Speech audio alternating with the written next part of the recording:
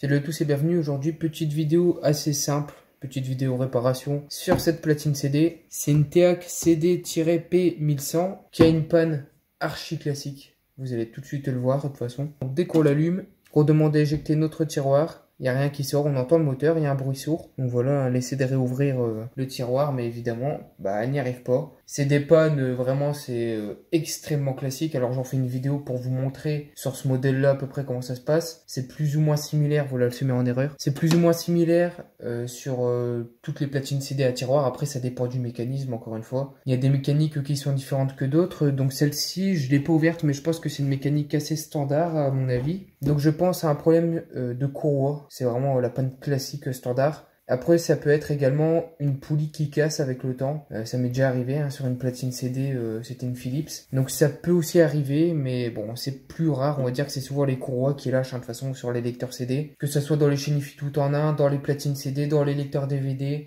Tout ce qui a un système avec un tiroir comme ça, et généralement les courroies lâchent avec le temps parce que elles se détériorent. Hein, ça devient du chewing-gum. Donc c'est parti, je l'ouvre et je vous montre ça tout de suite. J'ai retiré la façade qu'on est ici pour pouvoir sortir le lecteur. En fait, je me suis rendu compte que le lecteur, il baigne. Regardez.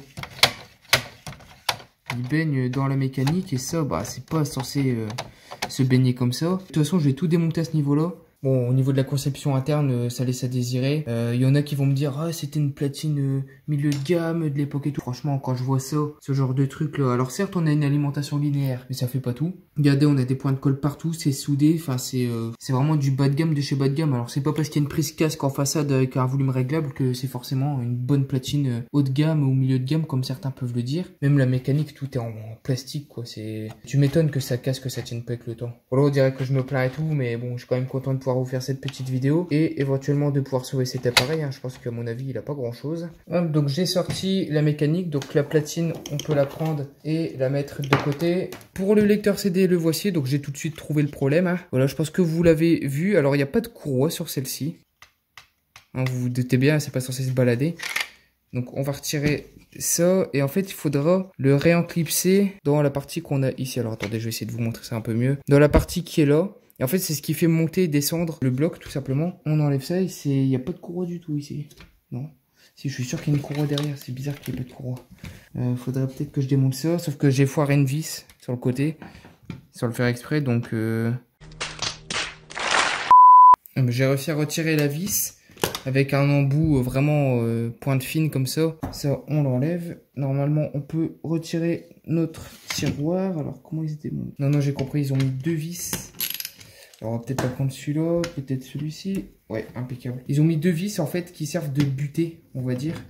Ouais, impeccable. Au lieu de nous mettre des systèmes un peu à la con, avec des cales en plastique qui cassent avec le temps, ça, c'était plutôt intelligent. Ah, il y a bien une courroie, je la vois. Je vais enlever le blindage qu'on a au-dessus, alors vous voyez rien, évidemment. On a bien une courroie. Oh, la courroie, si, elle tient, elle est bien tordue, là. Pourquoi elle fonctionnerait pas? On va l'enlever. Elle a un peu pris la forme, on va dire, avec le temps, mais...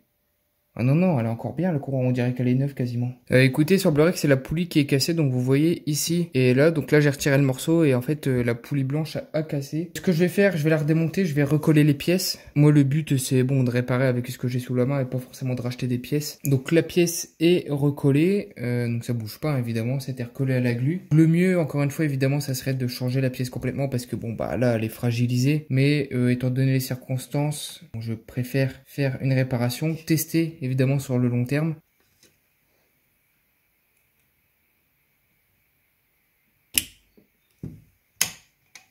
Oh putain. Ça bouge pas évidemment, c'était recollé à la glu.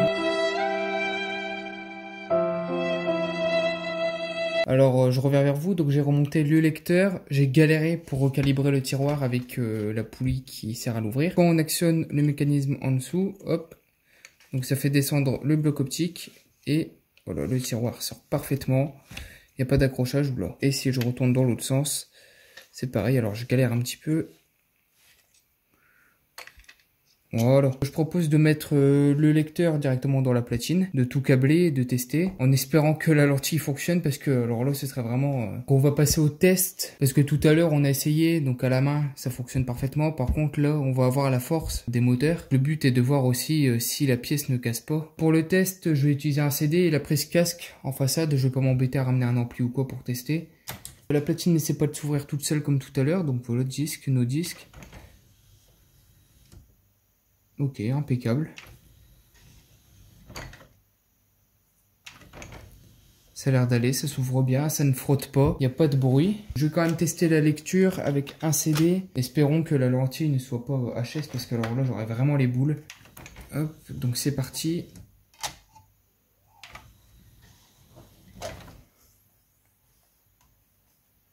On voit le CD tourne, il est détecté, parfait. Donc je vais mettre le casque sur mes oreilles et je vais écouter ça. Alors le son fonctionne parfaitement, par contre j'ai un problème au niveau de la prise casque. Je suis obligé de tirer, de faire des trucs chelous pour avoir le son dans les deux côtés. Je vais mettre un nettoyeur contact là-dedans et puis je vais réessayer, normalement c'est bon. Essayons de passer une musique, impeccable. C'est quasiment instantané sur celle-là. Je vais quand même lui faire un nettoyage de lentilles par précaution pour être sûr qu'elle soit totalement saine. Je vais nettoyer la prise jack, je vais la remonter complètement parce que là bon bah apparemment c'est bon. Et on se retrouve pour le final, donc on la testera sur un ampli je pense. A tout de suite. Je reviens vers vous quelques temps plus tard, donc ça fait un petit moment que je teste la platine avec la réparation que j'ai effectuée en recollant l'espèce de poulie qui s'était cassée. Et j'ai rien détecté d'anormal, la platine fonctionne parfaitement. J'ai réussi à résoudre le problème de la prise casque et du bouton de volume. Donc ça c'est une chose de fait et on voit, ça lit directement. Et voilà, on voit que ça fonctionne parfaitement. Là j'appuie sur le bouton.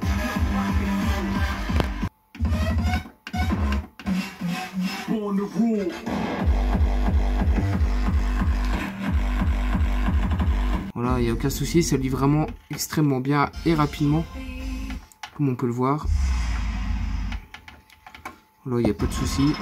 C'est même plutôt instantané, j'ai envie de dire. Donc voilà, pour le lecteur qui fonctionne parfaitement, également sur amplificateur, hein, voilà, comme ça au moins vous avez une preuve. Et je voulais vous montrer une dernière chose. J'ai trouvé un mec sur eBay qui vend les engrenages en fait, donc celle avec la courroie, la poulie blanche et alors moi elle était blanche ou noire, je sais plus sur la platine. Mais en gros voilà, si vous avez des problèmes avec ces poulies là, elles sont disponibles sur eBay, donc je vous mettrai le lien en description pour ceux que ça intéresse. Le problème étant est que la pièce que j'ai réparée moi, je ne la trouve nulle part sur internet, c'est introuvable. Donc je vous mets quand même ces deux pièces là au cas où vous ayez une panne et que par chance, j'ai envie de vous dire, ce soit ces pièces-là qui soient cassées. Donc voilà, assez content de cette réparation qui n'était pas une courroie comme je l'avais dit au début. C'était une poulie qui avait cassé. C'est pas courant mais ça peut arriver comme quoi. Hein, c'est pas toujours les courroies qui sont en cause. Enfin bref, merci à tous d'avoir regardé cette vidéo. Moi je vous dis salut à tous et à la prochaine dans une autre vidéo.